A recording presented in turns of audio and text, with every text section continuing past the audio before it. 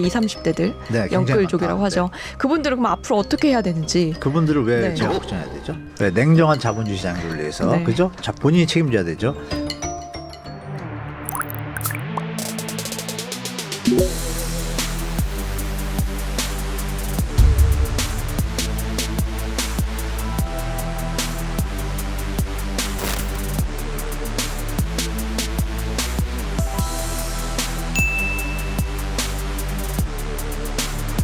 아마 나는 기준금리가 2%한 중후반 넘어서면은 굉장히 큰 부담을 느낄 수밖에 없죠. 근데 부동산은 손실에 피하고 세분 효과가 있어서 바로 팔지 않아요. 1주택자는 어떻게 팔겠어, 그거를. 판다고 팔지도 않는데. 팔지 않으면서 갭 투자를 했던 사람들이나 여러 집을 좀 갭 투자했던 사람들이 내놓지 않을까요? 먼저 1주택자가 잘 안 내나 지금. 내 같은 것도 금리를 더 팔아? 특히 갭 투자하는 사람은 금리 부담도 없어. 내년 한 1분기까지는 좀 매물이 나오지 않을까. 양도세 절세 매물하고 겹치 있어서.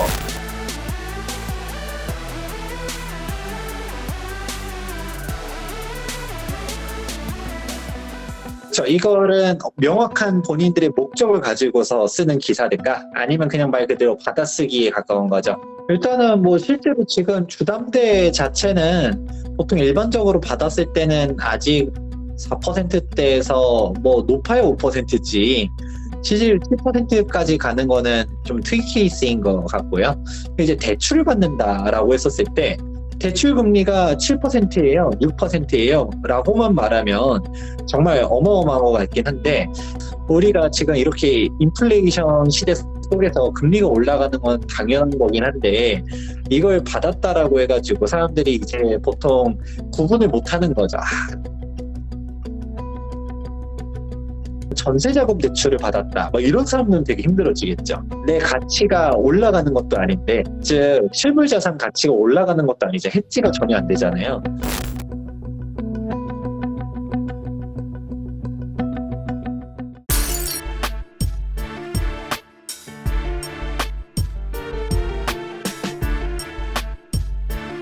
실제로 그때 대세 하락장을 겪어보신 분들이 아마 주변에 계실 거예요.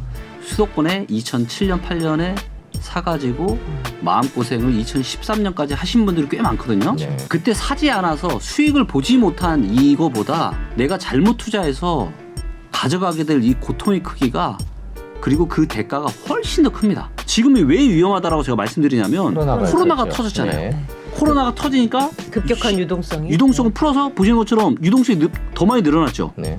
그런데 투자 광풍이 불어버린 거예요. 대출 끌어다가 막 주식, 코인, 부동산 난리가 난 거죠. 그때 그 고통도 컸는데 앞으로 다가올 고통은 그때의 고통보다 훨씬 더 클 것이라고 데이터는 이야기하고 있어요. 제가 아니고 데이터가 이야기하고 있습니다. 분명히 이런 기사 나올 겁니다. 영끌 구제해야 뭐 풀어야 뭐 이러면서 또 죄송한 일이면 본인 책임을 지고, 다만 정부는 책임이 있죠. 왜? 정부가 시장을 너무 불안하게 하다 보니까 뒤늦게 무리해서 산 분들이 좀 계시잖아요. 그분들에 대해서 구제를 할 수는 없지만 지원을 할 수 있잖아요.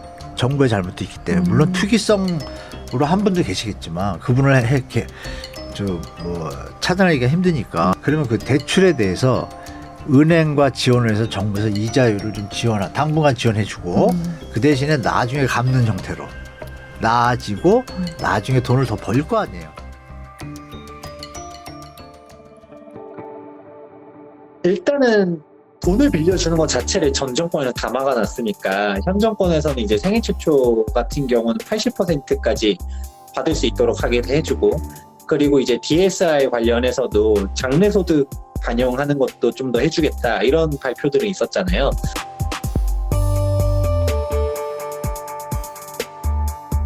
그러니까 내가 매수하려고 하는 지역이 지금 당장은 흔들린다라고 하면 이 흔들리는 게 오히려 기회일 수가 있는 거죠. 제일 근본적으로 시급한 거는 청년층들한테 저금리 대출도 중요하죠. 근데 이것보다도 근본적으로 부동산 가격 안정이 되려면 공급을 늘려야 되는데, 이 공급을 해결해 줄 수 있는 그런 금융적인 지원, 오히려 여기가 더 시급하지 않을까. 금융 지원이 필요하다면 그렇게 보고 있습니다.